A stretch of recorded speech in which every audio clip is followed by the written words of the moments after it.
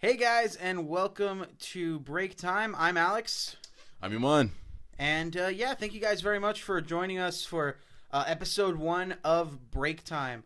And how was your day, man? My day was good. You know how my day was because we Yeah, spent you're half right. of it We together. kind of worked together. Yeah. But I mean, cool. we spent a little bit of time apart. You went home for a little bit. I went home for a little bit before we met up to record. Podcast. So after work, that was good. Came home, put on the nice laptop fire, took off my silky socks, threw on some tunes, and took a shower. Then went to my neighbor's house to eat all their food. Now I'm back. That's the best because it's free food. Exactly. Yeah. Exactly. They haven't caught on to me yet, so. I went home. I kind of chilled out, played with the dog, played a little bit of guitar, and just came over here. So essentially, to kind of give a little bit of preface of what exactly we're doing. Break Time is a podcast that me and Iman have been talking about doing for a long time. Yeah. When we were younger, we're like, dude, we should do a podcast. And we just it was never really something that we went all in on. And I think in the last 2 weeks, we went, hey, we should do a podcast. We have money now. Let's do it. Yeah. That's really how it went. Yeah, we full out just went like, let's do a podcast. And we came up with the name Break Time on Monday of this week. Yeah. So 4 days ago, because as we're recording, it is Friday evening. Friday work week's over for the most part. Mm-hmm. I know me and you are going to work a little bit tomorrow though still. A little bit. But so Break Time is something that we wanted to do because one, it's a podcast. We love podcasts. We both listen to different podcasts. We love the conversation of it. We love how it's very laid back, just kind of talking. And Break Time is something that we came up with because when we listen to podcasts or when we're just hanging out, talking and having conversations, we're normally doing it at work, when we're driving, or during our break time, or during lunch. So we wanted to do a podcast called Break Time, kind of as essentially just kind of a play on that when most people listen to podcasts and intake that media, it's when they're hanging out at home, it's when they're on their break, it's when they're just chilling out, not doing much, maybe doing laundry. But so again, thank you guys very much for tuning in to our very first episode of Break Time. So we do have a few things. Obviously it's the first podcast. We're being there's not really a script. We're being very just conversational, just talking. But we do have a few things that we want to hit on. Some of the people that we're marketing to are friends from high school, family members, just people that kind of know us from the community and stuff. So we thought maybe, in case you're not one of those people, or maybe you're someone who hasn't talked to us in a while, that maybe we catch up a little bit. Right. Maybe talk about ourselves a little bit. Iman, I'll start off with you. What do you do outside of work, outside of this podcast that we're going to start doing? What more is there to Iman than working and talking? What more is there to the mystery of Iman? I don't know. I keep a simple life. Go to the gym. Huge fitness and health advocate. Like researching, different workouts, different nutrition plans and whatnot. But a big part of what I do outside of work, I trade stocks. Jeez. With my buddy Isaac Ramirez. What's up, dude? I got interested in stocks about a while ago, actually. Immediately after graduation, I went on a trip with my pops and my brother and sister to New York, and we actually took a trip to Wall Street. And I don't know, man. New York in itself, completely different vibe than anywhere that I've been. I thought to myself on the plane ride back, like, what could I do to quickly make cash, right? To quickly make money. Honestly, that's where the thought stemmed from. Yeah. To quickly make money so I can like live in New York. And I was like, I don't know what I'll do. I would like the guys on Wall Street and trade stocks. I started looking into penny stocks. I just got hooked. I didn't even care to live in New York anymore still, but I just love trading stocks. So that's a big part of what I do. What about you, Alex? What's going on, man? What's going on in your neck of the woods? Well, outside of work, outside of us starting this podcast and stuff, we'll get into it in a little bit, but me and you have been friends for going on 8 years. Going on 8 now, years. Right? Yeah, 8 years strong. So, me outside of work, I'm a big nerd. I like superheroes. I'm into the movies and stuff like that. I love comics. I'm actually into cosplay. I'm a cosplayer. I also play music. I was in a band called Vintage Attire a few years back, and we actually performed at SeaWorld for a little bit as K-Ray Groove, the band in Aquatica. So yeah, music is a big part of my life as well. But I would say like being a nerd, being real into cosplay and comic books, and music is probably the two biggest things that I'm super into. Outside of just talking, having a conversation with people. Actually, my cosplay stuff, I helped start a nonprofit called the Champions of San Antonio here in the city, and what they do is use cosplay and costuming and take characters that are like superheroes and princesses and do different charity and community outreach events. So we visit kids in hospitals, we go to schools, talk about the importance of education and all that kind of good stuff. I'm sure that's something we'll talk more about another time. I don't want to go too much into that right now, but what I do want to talk about is actually, because I know I touched on it and I said I want to talk about it again, how me and you met, Iman. Yeah, man. How did we meet? How did we meet? From your perspective. From my perspective. All right. It's going to be a hate-filled story, so get ready. No, 5th grade. It was 5th grade year. I was mad apprehensive about that year in general because, I don't know, just it's 5th grade. It's like we're next year, 6th grade, big chapter in life. And really in elementary school, for some reason, they really played up the fact that we were going to middle school, more so than the graduation to high school. Like, the graduation from 5th grade to 6th grade, for some reason, felt more, like, dramatic than you know what I mean? But, yeah, so I was really apprehensive about that year. And it was, I remember, like, the 3rd day of school, and we were at lunch. And at lunch, back in the day, they had assigned seating. They probably still do. They had assigned seating. And the way it was set up was I was sitting on one side of the table, and directly across from me, to the left chair, Alex sat there, and all around us was girls, pretty much. And so you're still going through that puberty? Okay. Yeah, still, dude, still hadn't left yet. No, but yeah. So we're surrounded by what some would call an audience, and my boy Alex here, he's a goofball, right? So he likes to just show off, crack jokes, and make people laugh. And so yeah, the whole time, the first 2 days, he was just roasting my ass, man. I was his target. And back then I was a pretty shy kid around new people.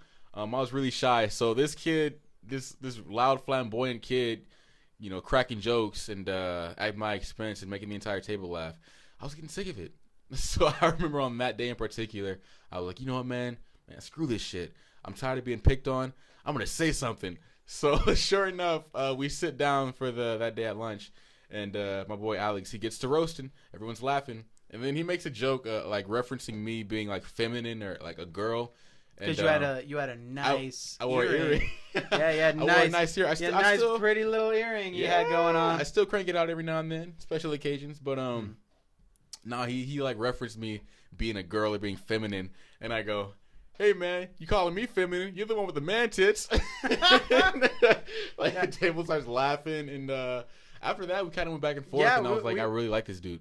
This dude's cool as shit. Yeah, and you know what? That's kind of how, I don't know if you remember Ray. Ray is an old friend of ours, but that's how me and Ray became friends. Really? Because I was wearing a watch in like 4th grade, and he like punched me. Oh, God. And he goes, hey, what time is it? And I showed him my watch, but it was like a, like, you know. Punched you? Well, like, he punched me in the leg. We're like sitting in the computer lab or something. They were showing us how to use computers. Okay. He like punched me in the leg, and he goes, hey, what time is it? And I showed him my watch, and it was like, you know, the minute hand and the hour hand. Yeah. And he couldn't read it at the time. Oh, and he was like, he punched me again. He's like, why don't you tell me what time it is? Damn. And then we became really good friends after that. It's like a Beauty and the Beast situation. Yeah, but that, you know, it's kind of similar. But yeah, so me and Iman were friends all throughout 5th grade year. All into middle school. Mm-hmm. We had several classes together. We were always getting separated and yelled at and stuff. But the coolest part about our friendship is that it was never like, oh, hey, what's Iman up to? Or, oh, hey, what's Alex up to? Or what's Iman doing? What's Alex? What's he doing? It was always Alex and Iman. I have water here. Yeah. I forgot I was there. So yeah, it was always Alex and Iman. So me and Iman would throw these parties like in conjunction. So throughout middle school, we were having these cool ass middle school parties, you know, where we had as much Gatorade and as much Coke as you could see. Yeah, and my dad, you know, that's where I get the musician part from. My dad's a musician, and he was always in a band, and he had access to all the lighting and all the cool stuff that made our parties pop. So we always had a built-in DJ going on. But yeah, to me, that's always the thing I take away the most is that throughout elementary and middle school, it was like Alex and Iman, and we were like Batman and Robin, like everything. Yeah. And we did YouTube for a while just to kind of mess around, and because we always felt like we had a message to send or we had something to convey. Right. Kinda, Yeah. like, we're always both really creative. Yeah. Yeah. Whether it was telling jokes or stories, we always wanted that outlet, and YouTube at the time was it for us. And then we stopped doing that, and we went into high school. And then what would you say? Freshman year, we didn't talk for like a few months. Yeah, freshman year.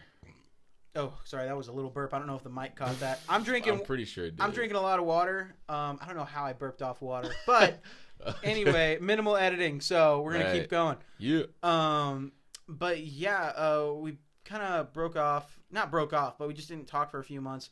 Because how'd you put it, Iman? We kind of went to kind of find ourselves outside of each other. Yeah, right? yeah. As gay as that sounds, it was very necessary, man. Learned a lot about myself.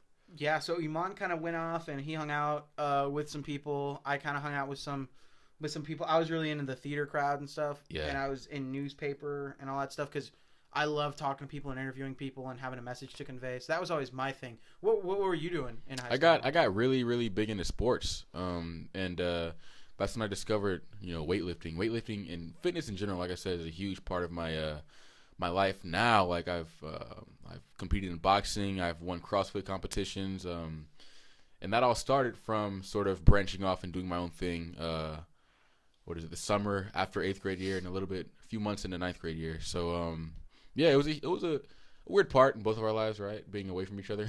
But a little bit. It was necessary. I think it was beneficial for you because you were out lifting weights and I was out lifting bags of food and donuts. So.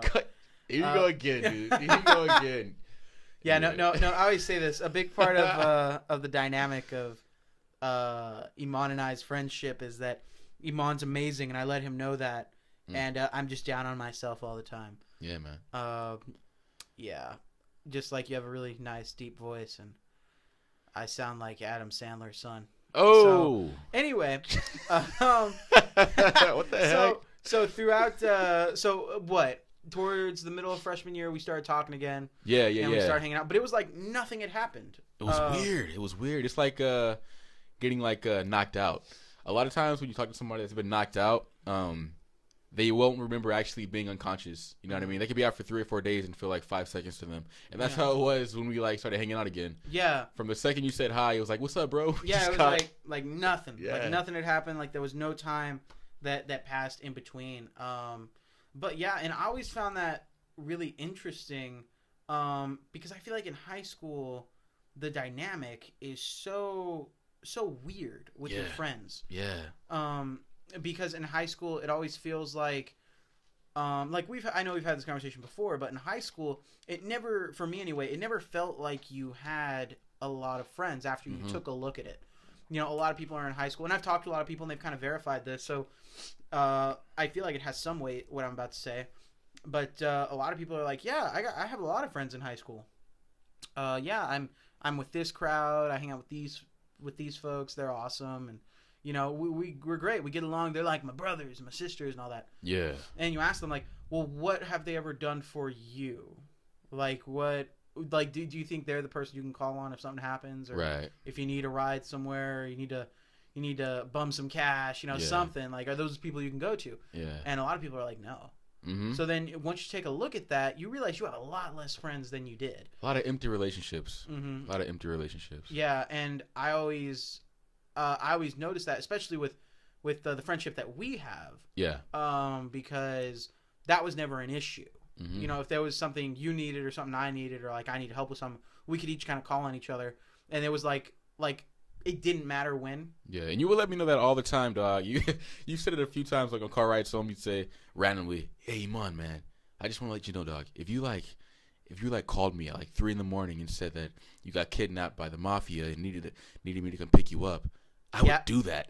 Yeah. He's told me this numerous times. Yeah, I've told Iman, like, if you call me at 3 a.m., mafia's kidnapped you, I will give you at least 5 seconds of thought before I hang up and go the hell to sleep. I'm kidding. No.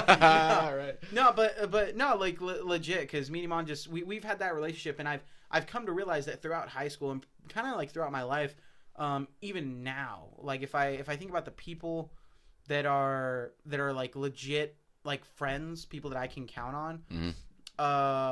I'm gonna pair couples together, just because me and my girlfriend Serena of 5 years. Oh. In case you didn't know. Little plug. Well, yeah. And I'll say what I always say. Me and Serena, we have a great relationship. I buy her things and she kisses me sometimes. So anyway, I'm gonna pair up couples in this scenario because me and Serena have a lot of couple friends. But I'll pair the couples up as if they were one person. But if I'm counting the people I can count on, like just friends I can call whenever, obviously you're one of them. But I can count on one hand. Mm-hmm. It's Same. not. It's not a huge circle of people. Now that's bad. I'm not saying any of your more casual acquaintances you shouldn't hang out with. Right. It's just that once you get down to the nitty gritty, you kind of realize that you don't have as many friends as you're kind of maybe pushed to believe. Yeah. But yeah. Well, I think really what constitutes a really good friendship, a really strong relationship like the one you're talking about, is the fact that you two, you know what I mean, may have history together. You know what I mean? Yeah. Sure, it helps when you click from the jump like we did, but I don't know. A lot of when I look back at a lot of friendships that I have, I don't know. It goes with that saying, like, you're not really, like, when after a breakup, you're not really in love with the person, just in love with the memories you shared with that person. You know what I'm saying? Yeah. I feel like it's that way with a lot of strong friendships that I have. You know what I mean? Where I still rock with the person. They're cool as hell, but I don't know. We have a lot of history, so that I feel like we're just glued now. You know what I mean? Oh yeah. Because of our strong history we have. Oh, definitely. And yeah, I feel like that. Continuing with kind of the high school thing, that the mentality is that the more people that you have to be around, the more quote unquote popular you are. Yeah. Or the bigger your friend group is. Yeah, man. If you can go to the football game and there's 5 people going, "Hey, Alex, come sit with us." And in a high school mentality, it's, "Oh, look, those are all of my friends. Right, those are all the right, people right, that right, love me right. and stuff." When really it's just, to me, at a base level, if you strip away all of the societal BS, it is straight up, "Oh, these are people I can hang out with so I don't feel like a social outcast." Exactly. Like, did you have those experiences? Of course. What high schooler didn't have those experiences? It's kind of sad, but I don't know. I think it's very necessary because it taps into that primal instinct of power in numbers. You know what I'm saying? Yeah. High school's I call it a watered down prison because it really brings out our primal instincts. Like, for example, in prison, how the prisoners eat is hunched over their food, like animals looking over their shoulder, making sure no one's coming up on them. You know what I mean? I've never thought about that, but they do that. They do that. High school kids do that, especially those kids who don't have friends. Yeah. Not necessarily don't have friends, but that particular day when you're catching them, maybe they don't have anyone to sit with. Right. Those kids are always like down in their food, like, kind of arm up, almost like they're about to put their head down. It's subconscious. Yeah, and then people walk by and they're looking. And sometimes they're looking because they're like, "Oh, maybe this is someone I know that I can get to sit with me." Or maybe it's like, "Oh, man, this is someone who's going to look at me and think that I'm a loser because I don't have anyone to sit with." Yeah. And I guess I've never really thought about it that way, but I think you're completely right on kind of how you put that, as far as it being a primal thing similar to how people act or react when they're in prison. Yeah, man. High school is like, it's a complete safari. You know what I mean? Because take a lot of young kids going through puberty. We're in a really primal state. A lot of hormones going in. Definitely. In and out certain places, right? Things are growing, hair's growing, we're growing. We're in a weird place. And I feel like a lot of opinions are really destructive. And that's something we fear. So there's power in numbers. I feel like the more people you associate yourself with, the more you feel shielded from the opinions of your primates around you. You know what I'm saying? Yeah, and the other no, I agree completely. But the other thing that I think kind of attests to how it's like a prison is that in high school, unless you go out of your way or your parents kind of force you to do something outside of it, all you know is high school. Ooh, like that is it. Yeah. Like there's nothing else. Yeah. It's wake up, get on the bus or get a ride to go to high school, get on the bus, come home, go to sleep, maybe study at some point. And then that's a maybe study because some people didn't. And then you go back the next day. Yeah. And that's it. And I think it's insane that some kids, that's all they go through. And then when they get to that college level, or just like a real life level, if they don't go to college, it's very much like, what happened? Yeah. And you know where's my structure? Who's telling me what to do? Exactly. And Exactly. Because we're told society, I hate using that word society, man. But no, society kind of tells us that you're worthless unless you have a title. And I feel like for a lot of people, high school was just the title. It was like that for me, I'll be honest.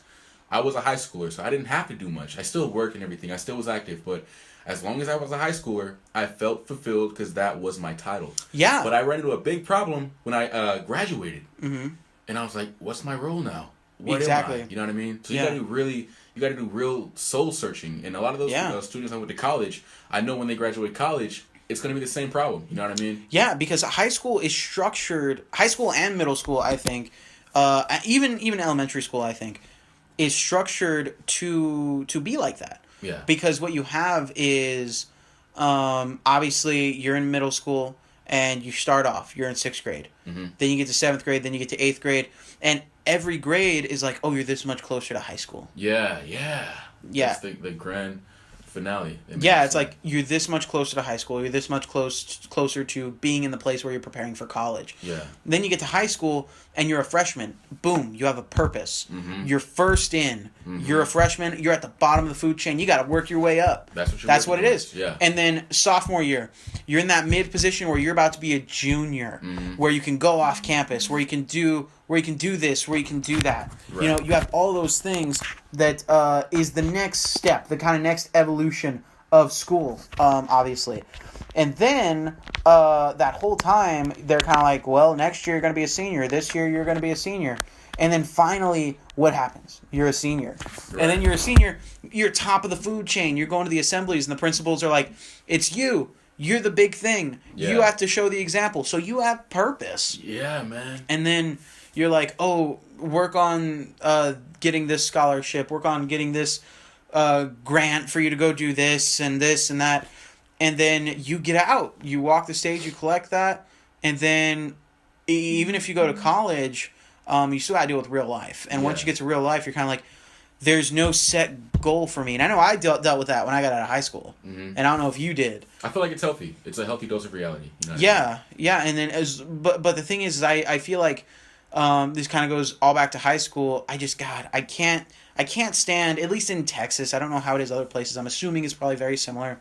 But I hate that the school system is on Monday through Thursday we're going to learn this and verbatim learn the answers. So on Friday you can verbatim write them down to get 100 on a test if you have good memory, to give you some illusion that in 3 weeks when we take the standardized test you've retained some of it. Right. And that you're actually growing when you're not. You're just memorizing. Exactly. Essentially. And then it's like that's what we're going to base your self-worth. You know what I mean? Exactly. That's how we're going to base your self-worth. I knew some kids who never touched the books, never went home and did the homework, never touched the homework, but because they could retain the moment they were told to do something, and they could just remember, not that they understood, but they could remember. Yeah, if you were in science and you're like, oh, what is it? Is it the mitochondria? I don't know. Because what is it? Was that one the powerhouse of the cell? Mitochondria? Let's say it is. If it is, it's great, and if not, it's whatever. I wasn't that great. Right. So, but a kid would hear that once in the background of his head. I got it. That's it. All I need to know. I've retained that information. Yeah. Easy test coming up. In history, same thing. If you could retain that, you don't even need to understand why they dumped the tea into the river. Yeah. All you need to know is that it happened, so you can circle that box on the test. And to me, that's so crazy. And I know I kind of just went off on a tangent there about what I was trying to say was, when you get out into the real world, all of that is taken away. There's no longer a structure. Yeah, man. Because all throughout high school, and middle school, any schooling, it's like, here's the goal. Yeah. Oh gosh, Iman's like, all this talk about middle school is making me go through the phases. I'm saying, man. It was, here's the goal, meet that goal, here's the next goal, meet that goal. You finally reach the final goal. You know, you're the last boss level. Yeah. You know, last boss fight, you've gotten all the best armor, you got the best weapon, you go, you knock it out, it's easy, you're OP, you get out of there, and all of a sudden, you've hit restart on the console, and you're starting from the ground up, and it's like everything that you learned from the previous playthrough doesn't help you. It's nothing. Yeah, because in high school, school in general, they're trying to teach you life. You know what I mean? Yeah. And the only way you can learn life is not from a textbook or from a test. It's from experience. You have to experience life. And I feel like that's an aspect that's really not hit and the school system. You know what I mean? Of course, you can develop character through, you know what I mean, outside activities. I know we did journalism, theater, I did football, really character building activities. But outside of that, you're put in this place 8 hours that really has, honest to God, man, no bearing on your performance once you get in the outside world. Like, I passed high school now, my old high school. I went to Brennan High School. Brennan, what's up? I passed there now, and when I do, I see the kids sometimes, and it's like, Jesus Christ, man, it's a completely different world. It's like those kids are living in a facade, you know what I mean? And I'm not knocking society. I'm not trying to look down on anybody, because we were all there at one point, you know what I mean? But I don't know, life just feels different outside of high school. Definitely. I can't explain why. I can't explain the feeling. It's just a different reality outside of high school. And you hear people warning you about it all the time. You know what I mean? Enjoy your senior year, because once you get out, it's different, man. You're gonna regret some things. I never understood that until I graduated. And I'm not saying I'm depressed or it's depressing or anything, but personally, it's a different reality. Yeah. You want to use that time wisely. Personally, I have friends, and I know people from high school that, like, man, I regret not doing this in high school. I regret not hanging out with my friends.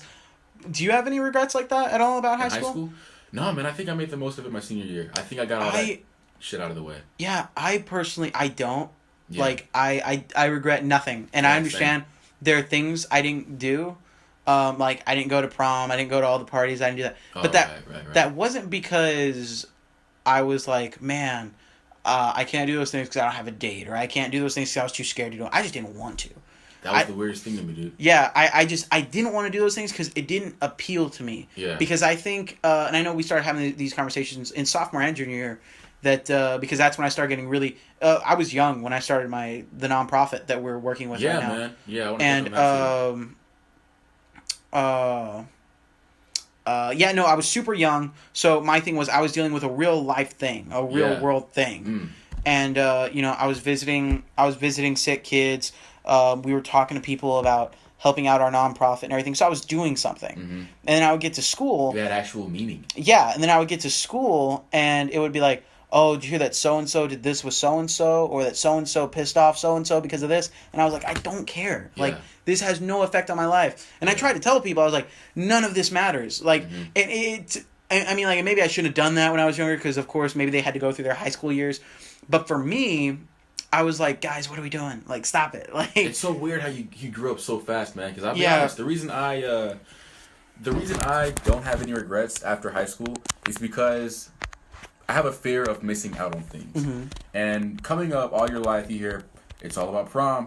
You know what I mean? You want to go to high school, and boom, you go to prom, and that's the mecca of your senior year. You know what I mean? So I didn't want to have those what ifs, which are really regrets. I didn't want to have those what ifs after high school. You know what I mean? So that's why I did all the partying, all the, you know what I mean? I did prom, I did all the football games. I did the senior experience just to experience it. And I mean, I enjoyed it. You know what I mean? But the weird thing is how you just didn't appeal to you. You grew up so damn fast, man. Well, I don't know. Like I told you, it's because I did certain things.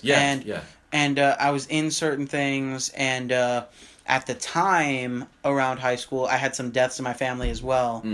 And I think it just a perfect storm of things happened where I guess I was pushed a certain way and it kind of clicked. I was like, this doesn't matter. Yeah. Like this drama, this stuff, it doesn't matter. We're gonna get out of high school, and maybe I sound like a terrible what's the word?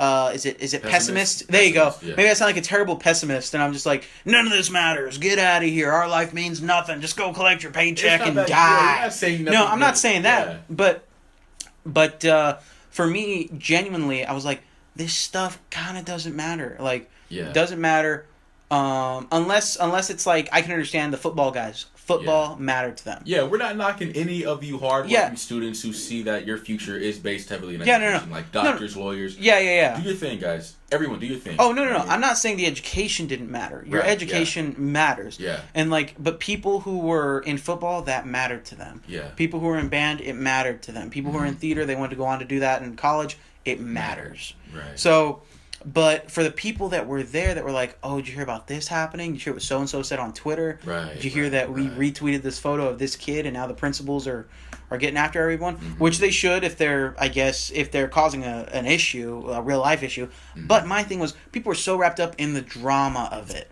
Of like the Kardashian style, this person's saying this, so I'm mad at this person.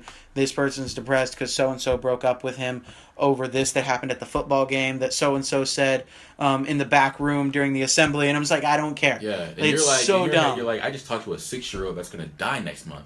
You know what I mean? Yeah, and something similar, yes. And I was just like, those things just didn't affect me. I was like, okay, that's not me. I'm not too worried about it. Yeah. So that's why things like prom and things like going to the football games I went to because it was just fun. Like I just had fun. But certain things like prom and the parties where people were like, oh, I'm gonna go, but I'm not gonna hang out with so and so, or these two people are beefing, or hey, let's go because this person is gonna be with this person. All this, I didn't care. Like I could care less about it. Like when I would go to some of those things, people would be talking and I'd be like, mm-hmm.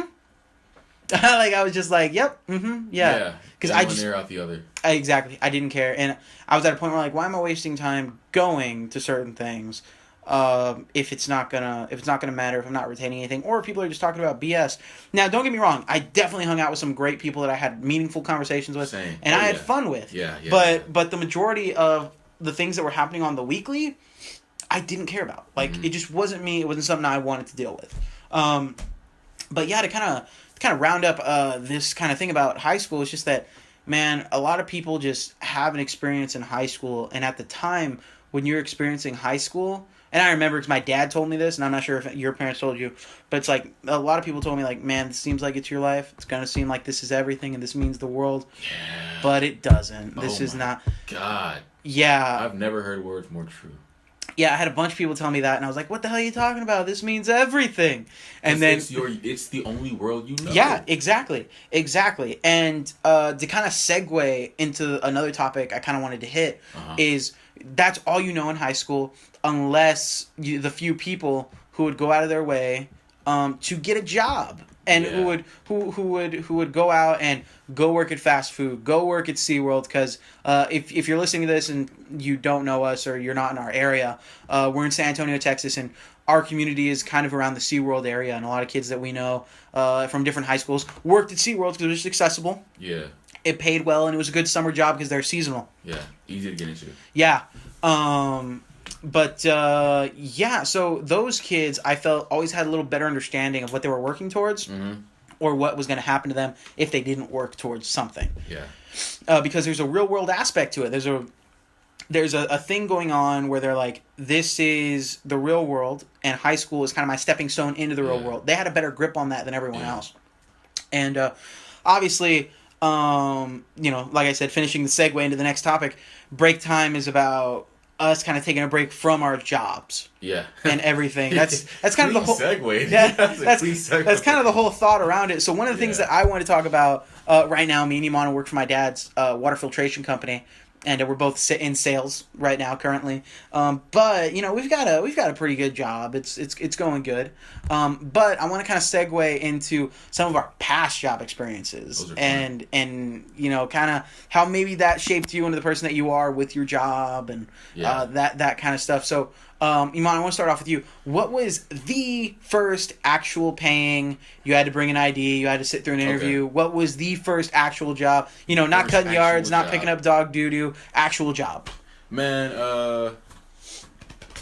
Aeropostale. I worked at 2 retail stores. Dude, I totally forgot that you worked at Aeropostale. Didn't your sister work there as well? Yeah. Okay. Is Aeropostale or Aeropostale? Tomato. I don't know. Okay. First job was Aeropostale. I worked at Aeropostale and Hollister, but and the both experiences were almost the exact same. Man, Aeropostale was seasonal, a seasonal job at Eagle Park Mall, and God, dude, I don't even want to call it a job because I worked there like 3 days. Are you serious? I did like 3 shifts at Aeropostale. Oh, yeah, I remember that because they weren't scheduling you a whole lot, right? Yeah. So I bounced. Yeah, that was my first job. I really have no stories from there because it was seasonal. So what did you get? What were you doing after Aeropostale? After Aeropostale, dang, you're gonna take me on the whole list, huh? After Aeropostale, I did. That was my sophomore year, and I got really, really deep into photography and cinematography because I was doing journalism. Mm-hmm. I was a photographer for newspaper, and that was some of the best times of my life. I felt like then I really had found a purpose in photography. I just fell deep into a hole. I was winning awards and shit, and I remember that. Yeah. and I got really into cinematography and filmmaking from photography. So that whole sophomore year, I was obsessed with making this short film that I was going to enter into the talent show for the following year. And so I took a job that summer at Chick-fil-A. Okay. Chick-fil-A. And damn. I kind of lost I lost the goal. I was like, I'm stuck here at Chick-fil-A. Yeah, that's what I was about to ask, but I wanted you to finish up. I was about to say that never happened, right? That short film, like it never happened, never man. fully went through. Man, damn, yeah. You know what you say? Do I have any regrets in high school? That's a regret. That's a regret. That's a regret. Okay. Yeah. So were those all the jobs you had? What else? If we're talking under the table too, the first ever job I did, passing out flyers for your dad's company. Yeah, you're right. Yeah, that was like a long time ago. We were younger. Yeah. Freshman year. Yeah. Freshman year. In middle school. When did you work at SeaWorld? I worked at SeaWorld. Damn, when did I work? I had so many jobs, man. When did I work at SeaWorld? I worked at SeaWorld the summer of 2015, going into my senior year. I was a janitor. I worked there twice, actually, after graduation and going into senior year. Mm-hmm. First time I was a janitor. And the second time? Second time I was a ride operator. Gotcha. Moving on up. Yeah, and I actually worked at SeaWorld as well. I had a little different job. I was with a band. I remember. Iman remembers. I was with a band, and we were called Vintage Attire. And I think I mentioned that earlier. But, we had a nice little acoustic setup. My buddy Spencer was on the box drum, and he did the snare. Very extremely talented drummer, especially with the amount of equipment he would actually use. He made tons of different sounds. It was outstanding. And at the time, Celeste was also part of Vintage Attire. Extremely talented singer, really great. I know you met her, and I played guitar and I sang a little bit as well. And that year we had entered our school talent show. And we had played one of our original songs that one Celeste had written, I believe. Yeah, she did. And one of the judges was from SeaWorld, and he kind of invited us to go audition for SeaWorld. We auditioned, and our band was actually hired to play at Aquatica. And we were the K-Ray Groove Band, and we'd go out and we'd kind of play. And that was a real nice job. That was a good setup, dog. It was real nice, but I know I complained to you about it because it was mundane with what it entailed, and I'll get into that. It'll sound like I'm being spoiled, but so we got this job, and real nice, cushy. I don't know if I signed a thing with SeaWorld that said I couldn't disclose my pay or anything like that, but I was getting paid over $11 an hour to do this. And what we would do is we'd show up, we'd do sound check, we'd go sit in the back room for about 45 minutes. At the butt end of that 45 minutes, we would kind of get dressed in our quote-unquote costumes. Yeah. Then we'd go out, we'd play a little set for about 20 minutes. Then we'd go in, hang out for 45 minutes to an hour, come back, do another set. And that was our job for that whole summer. We were making good money, and it was fun. I worked with some outstanding and amazingly talented people. Who are our sound people. We had an awesome stage manager named Megan, and we had a kind of a secondary stage manager when Megan wasn't there, and his name was Tyler. He was great. We had two amazing sound guys. Joseph and Nate were awesome. They were helping us out. But that was so fun. But I remember at the beginning of it, we were like, oh, this is so great. We just go play. We come back here. We hang out. Spencer would bring his laptop, and we'd watch like movies, and we'd play games and crap. And we would chill out. And then I was like, man, this is amazing. I can do this forever. Then it's like the SpongeBob thing where it's like 2 days later. Mm-hmm. And it was like we were like, oh, God, what do you want to do? Do you want to go walk around the park again? Do you want to go grab lunch 3 hours early so we can just walk somewhere and do something? Yeah. It was go ride roller coasters and get paid to do it. We did that one day. I know you guys did. We went. And then you would do all this crap and then come home and vent to me about how boring your day was after I spent a day slaving over a fryer at Chick-fil-A. You know what, Iman? You don't know my struggles. I had to wait in line still for those rides. Oh, damn, really? Oh, that's intense. I'm sorry. And then we had one of the people that we worked with.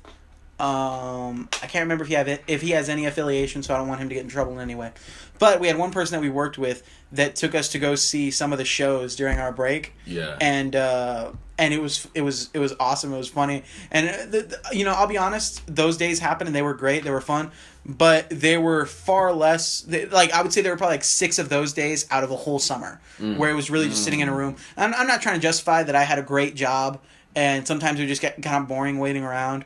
But sometimes I guess what I'm trying to say is I don't want to seem like I don't appreciate that. No, yeah. Totally appreciated that job. Love that job. I wish I could have that job again because it was absolutely amazing. I worked with great people. But it was just a job that I think at the time I didn't fully appreciate. And I think if I would have that job right now, I would kiss every employee that walked by because I'd just be happy to be there because it was such an amazing job. And looking back, it's kind of one of those things where maybe I'm just in love with the memories, but it was one of those things where I was like, man, that was great, that was fun, I could express myself musically even though we were playing cover songs. It was still fun to do. And it was a nice job, and we dealt with amazing people. But yeah, then after that amazing job where I worked with amazing people and had a great time, I went, my season ended, and I had to look for something just as big, something just as exciting, something just as strenuous on my skill set. I think this was a bit more. I think I passed all that. The job I got after that was, it tested me more. Yeah, dude. I was able to use my skill set even more. Yeah, man. So you know what? I'm just gonna kind of cut off the suspense, but I went to the next biggest company in San Antonio, which was Whataburger. and I filled out that application. I sat down in the interview. I bargained hard for an $8.50 paycheck. Yeah, after making what? After making 11 something. So I bargained hard for that $8.50 paycheck because I wasn't going to get minimum. Yeah. And then I got hired, and I ended up finding out later from some of my other friends who worked at Whataburger that I probably could have pushed for more. I believe it. And I would have gotten it. I believe it. But I guess I asked for $8.50 and they were like, yep, that's fine. No. Oh, yeah, you broke us. Oh, you asked for $8.50. They didn't throw that out there. No, I asked for $8.50 because they were like, reach across the table and smack you. No, because they were like, is minimum good? And I was like, no. And they were like, what would you like to get paid? And I was like, I think $8.50. I was like $8.50? That would be fair, and that would help me pay my bills.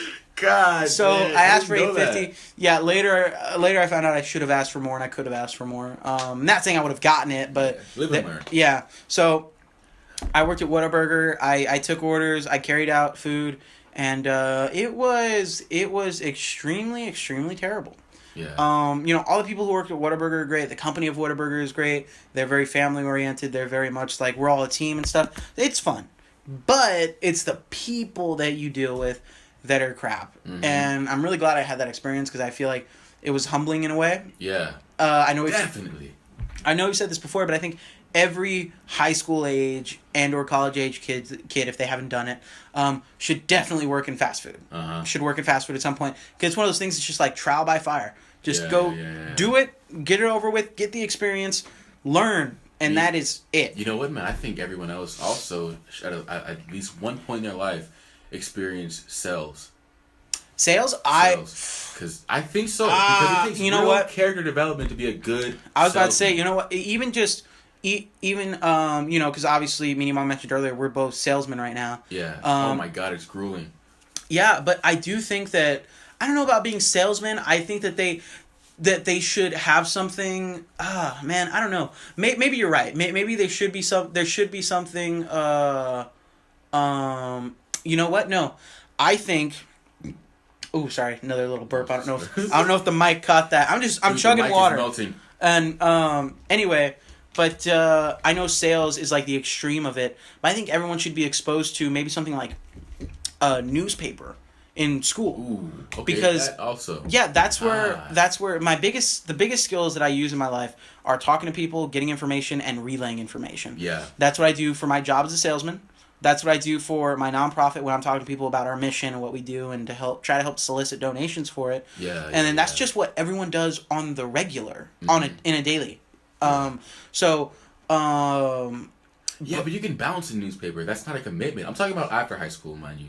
Nah. After high school. Because it's like, if you don't bust your ass, if you don't work hard, if you don't develop the necessary skills, which is usually how to carry yourself, how to speak properly, how to write well, you don't need. I say newspaper because in newspaper, they're like, here's the story, you have to go interview people. Yeah. You have to learn how to talk to those people. You've got to track them down. Yeah. You've got to set up an interview time. You've got to talk to them, ask the right questions, ask the follow-up, to break the ice, to get to know them, to get that information that you want. Yeah, and I feel like at a base, as far as if we wanted to do, if like some reason the education system wanted to implement that to better further character and better further your relations with just society, I feel like that would be the base to start at, and I feel like that would be really good. But no, I get what you're saying, where everyone should kind of do something like fast food where they get that humbling experience, but also do something where it involves them to go out and track people down, to talk to people, especially in something like what we do, sales.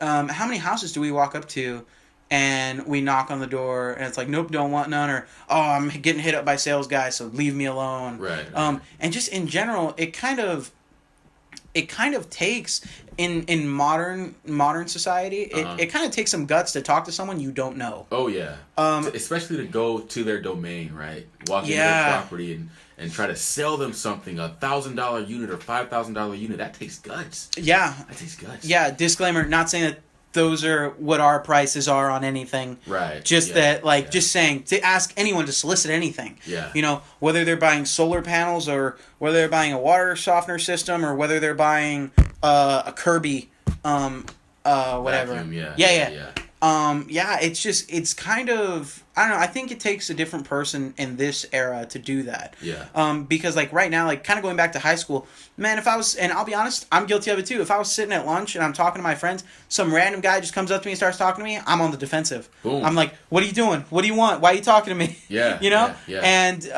once they're on the ground and they're bleeding, so I'm beating them, then, I let them explain. I'm kidding. Yeah, he's got a few charges he's trying to work through right now. But, no, but like that's the thing. So it's another one of those things I think in modern day, you're so connected with everyone because of your phone. Yeah. That when someone comes outside, like from the outside coming into your life, you're kind of like, whoa, what's going on? What are you doing? What mess are you trying to pull right now? And that's not even mentioning the bad connotations that salesmen have in general. Is connotation the right word? I guess I think so. I know. Notation? I don't know. We're just gonna keep steamrolling. The bad rep. There you go. The bad rep. There you go. Bad rep. Now I'll be honest. If I sat here and thought about it, I could come up with the word. But just be honest to our listeners. I don't want to break conversation. Yeah. I don't want to tune down and let there be 5 seconds of us thinking. You're right. So I'm just like, just gotta steamroll. If you don't know the word, just go with it. Yeah. But anyway, the kind of bad rep that salespeople get. Yeah. You get, no matter what you're selling, you're labeled a janky salesman if you walk to my door and try to sell me something. And you could tell that people have these preconceived notions when we open the door, because sometimes you get, oh god. Yeah. Well, when they open the door, we don't open their door. Oh, you don't do that? Oh, that's why I'm getting those. Oh god. Iman's like, you don't break through the windows. Right? You gotta sell, dude. But yeah, no, because I'll be honest, I am a salesperson, and I'll go to houses and knock, or someone will walk in our office and I'll try to talk to them. But someone comes up to my door on a Saturday or Sunday and they're knocking, and I look out and I see the little polo shirt and the clipboard. Don't even answer the door. Dude, that really shocks me. I'm like, don't. Why are people answering the door? What is going on right now? They're like, what's wrong with you? Are you a serial killer? Yes, exactly. I do not open doors. I don't either. My mom is still on the porch right now. I haven't let her in. I just don't open doors. But yeah. Iman's like, I just threw her bed outside. She's fine. But no, I totally get that, and I think, I do think that's crazy. But there's a whole nother conversation about some people like to be sold. Some people are looking for it. Yeah, some people, like some of the people that we kind of not attack, but the people that we kind of hit up are in neighborhoods where they're developing, they're new, so maybe they're ready for it. They know people are going to knock on their doors trying to sell them stuff. Yeah, But I digress about being a salesman. But yeah, but kind of rounding back to what we were saying, people should have that experience. Fast food, and I think just going out of their way to have to talk to people, because I feel like as a society, if you can go up to a random stranger and start talking to them, like boom, we're so much closer as a society. Right now I feel like a lot of people are divided because of that. You don't talk to people you don't know. You don't talk to people who have different interests, and you don't talk to people who I guess don't fully agree with you. Just outside of your bubble. Yeah, like if they're not in this circle, they're not part of your world. You're not talking to them. Right. And I think that's insane that we live in a world where you have to be included to be included. Yeah. You know? Yeah. Like it's not like, oh, let me go talk to these people and I'll become their friend. It's, I don't know how it works, but if it's somehow you're not already in this group of people or in this circle of society, you're not going to get there. Like, oh, I mean, and if you do, it's going to be because someone just happens to really like you and pushes you in. Right. Or it's an inside connect you've got. Yeah. So I don't know. I think that's insane, and I think people, like I said already, I think if more people know how to talk to strangers, more people know just how to communicate as a society, we'd be a lot better off. But yeah, so Iman, it's Friday. Yeah. I know we kind of mentioned it earlier, and gosh, we were talking about it because we're driving around and we're seeing the construction guys out there, we're seeing other salespeople, and everyone just has the same look on their face where it's like, it's Friday, I want to go home. No one's even competing. Let's just get through this. Yeah, and I love that in life, no matter if you're in school, if you're working, if you're not working, that's a constant where it's like, Friday is Friday. Leave me alone. I'm going to go out. I'm going to just, and I always find that interesting how society, similar to high school. Isn't that weird? What? How, like, we can be assigned how to behave on certain days. Exactly. Like Monday, we just know it's time to grind, time to hustle. Yeah. And Friday, we know, take it easy because tomorrow's the weekend and yada yada yada. Exactly. It's like, who the hell is making these rules? Exactly. As to that's how kind hard of I work on what day. Yeah, who makes this shit up. That's kind of what I was gonna segue into. Is like we were talking about, like high school. There's an unspoken kind of structure, and everyone follows it. No one's enforcing it. No one's like, but it's being There's not a hall monitor like, hey, you're hanging out with the wrong kids, or hey, remember, if you're not hanging out with people, you're a social outcast. Right. No one's saying that. People just feel that, and they know that. So Friday is another one of those things, exactly perfectly as you segued into, that that it's just kind of implanted. Yeah, like it's here, Yeah. And everyone just, even if you're working, if you're not working, because even during the summer, I remember when I was out of school, like when I was in middle school and it was during the summer, I didn't have to have a job. I didn't do anything. It was just at home, hanging out, doing stuff with the family. I remember it was like, Monday, get up, time to clean the house, time to get stuff done, Or even if you were a bum and did absolutely nothing the whole week, you know that Friday you're going to do nothing to the max. Yeah. I'm going to bring a bucket because I'm not even going to the toilet.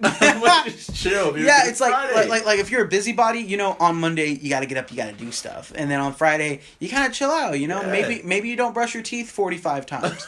And then if you're kind of like a regular person on Monday, even if you're not doing much, you're like, gotta get up, take a shower, get up early, get the day rolling, get the week started, because it's Monday. Even if you got something to do or you don't have something to do, and then Friday you're like, whatever. But like you said, then if you're a bum, you wake up on Monday and you're like, man, it's Monday, I'm going to sleep a little longer because I don't want to do anything yet. But you know what, man? You never hear people who are really, like, driven by their job or have found their passion. You never hear people talk about that.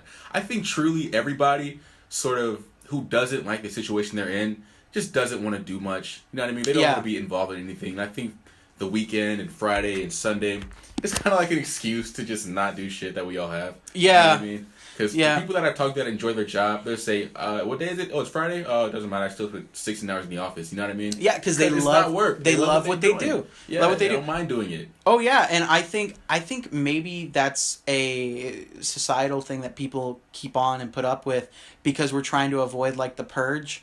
Because I'm saying, like, what if everyone worked 7 days a week? You know what I mean? people would get fed up. There's never any downtime. People would go insane. Look at like China and Japan, some of the highest suicide rates in the world. Yeah. They have those crazy ass work hours. Yeah, so that's what I'm saying. Like, maybe we're doing that to avoid. I know I said the purge, like to go to the extreme, but we're avoiding something where people are going to be overworked and just like start dying or start, start so fading out. That system in place, right? That false construct of time that we have. Yeah, geniuses. Oh yeah, thank you. Yeah, right. Thank you. Thank you for giving us Saturday for kind of chilling out and kind of getting stuff done, but in a fun way. And thank you for Sunday, where we either go to church or do nothing. Yeah, just recruit for the week. Appreciate it. Yeah, because dude, I think honestly a big part of that is human evolution, and I'm not talking about, you know what I mean, the Dawkins definition of evolution, where you start as a fish and become a monkey. I'm talking about just personal spiritual growth. Yeah. I feel like when you're trapped in a monotonous routine where you're going to an office 6 or 8 hours a day and then coming home and it's rinse and repeat, there's no growth. So when a system, a human body, a machine, whatever, can't expand, can't grow, it's gonna shut down, and that's when you That's when you start getting depression and suicide, because we're trapped in a system with no mental or spiritual growth. You know what I'm saying? Yeah. It's dangerous. It's dangerous. So thank God for the weekends. To sum it all up. Thank God for summer break. Thank God for winter break. I want to see that at a sermon in like a church somewhere. Yeah. And we want to thank all of you for coming today, putting in the collection basket, and all of us, let's thank God for the weekend. We should start doing that, man. To give us, thank you for giving us the temperament to go on 10 years more. Thank you for reminding us to forget the code to the gun safe. Oh my God, yeah, man. Yeah. Honestly, that's what we should say. Let's be real here. Let's be real here. We should be worshiping weekends. We should be worshiping weekends. That's a new religion. Sorry, boss. I can't come in today. It's a weekend day on Monday. It's a weekend day on Monday? Yeah, we worship. Can't come in, boss. It's the law. Yeah, we respect the religion. We worship the Tempur-Pedic mattress and the potato chips. That's the place of worship. That's the place of worship. That's the place of worship. Gonna be my mattress. The communion is the potato chips. The sermon is Die Hard again. Dude, I don't care what anyone says. Die Hard is like the perfect movie to watch whenever. Big dog, I have not seen Die Hard. You've not seen Die Hard? Dude, you have to see Die Hard. No, because I know what it's about now. I'm a dumbass. It's one of those movies where everybody can spoil it, because it's like Star Wars. You've seen Star Wars. Yeah. Everyone just assumes you've seen Die Hard. But I know all the spoilers. But my thing, there's not too many spoilers in Die Hard, though. But I know the whole plot. It's not like The Sixth Sense, where like, you know, there's a big twist at the end. Hey, but man. Die Hard is like Fast and the Furious, where you can't really spoil anything, but it's fun to watch. Right. You're right. But Die Hard is such a perfect movie, one, because of, you know, it's an action movie, so it's a good summer movie. Mm-hmm. It's just a movie that you can watch any time of year, and then top it all off, it takes place on Christmas, so it's a Christmas movie. Oh, yeah, they covered all bases. That's just smart marketing. Exactly. It's action. It has drama. It has suspense, and it's a Christmas movie. Damn. It's everything. I'm sure there's a jump scare at some point to fit it into horror as well. Okay. Right. Got the Halloween going now. Yeah. So no, but it is one of those movies. Yeah. So I'm saying, like, when they ultimately implement the religion of weekends. Yeah. That's what we're gonna do. Yeah. It's a Tempur-Pedic mattress. Uh-huh. Place of worship. Communion is the potato chips. Right. And the sermon is Die Hard. And then on the days where you have to mourn the sacrifices that the weekend gods give us, you have to watch Live Free or Die Hard, which is one of the worst out of the Die Hard movies. And instead of ending our prayers in Amen, we're gonna end it in Yippee-ki-yay, motherfucker. It's only appropriate. Appropriate. Yeah. So I think we're about wrapped up on the time that we kind of want to keep. For right now, we're kind of trying to keep break time at about an hour, just to kind of test the waters, see how it is. We want to hear the feedback that you guys have, if you want to give us some. We really thank you, especially if you found us on one of our social media outlets. And we have the Twitter, we're getting the Instagram and Facebook up and running. And all of our podcasts are going to be uploaded to YouTube. Right now, because we think that's just the easiest platform. It's the most accessible for everyone. Not everyone does SoundCloud. Maybe not everyone does iTunes. So yeah, we just want to make it to where it's easiest for everyone to access. So again, thank you guys very much for tuning in to the very first episode of Break Time. Yeah. Iman, was there anything else you wanted to say before we kind of round out the episode? Yeah, there is actually. A big part of why I want to do this is because I want to talk to people who I wouldn't necessarily talk to in everyday life, like people that I've gone to school with that I haven't spoken to. I really want to pick the minds of my peers and see how you guys think and what your beliefs are, and you know what I mean. Just your creeds and who you are. I want to experience that, and I want other people, the listeners, to experience it. So if you want to be on the podcast, I think the next 2 or 3 episodes, it's going to be me and Alex, just us two. Then we're gonna you know what? We're just going to be super loose about it. We're just going to kind of see what happens. I know for sure probably the first 2 will just be us. Okay, yeah. And maybe we'll look at it. I do know that we're going to start uploading twice weekly. Yeah. I don't want to give out commitment now. It's commitment. I've said it. I don't want to give out any days because I don't want to restrict us to anything. But we're going to be uploading twice weekly, and we'll have the set days in the next episode. Yeah, man. But so if you guys want to be on the show, please do not hesitate to slide in them DMs. No nudes though, and we're gonna do our best to get you on. Whoa! Speak for yourself. With the exception of Kim Kardashian. If you're a nice guy Beyonce. and you got a nice rockin' bod, you can send us your nudes. That's on him. Send him those. Yeah. Anyway, we really want you guys on, so don't hesitate to ask, or we'll ask you if we really find you to be that interesting. But that's all I have to say. Alrighty, guys. A lot of fun. Yeah, definitely. So thank you very much again for joining us for our first episode of Break Time. We hope to make many more. We hope you guys enjoyed it. We hope you guys tune in to the next episode. So we'll catch you guys later. Thank you. Yeah.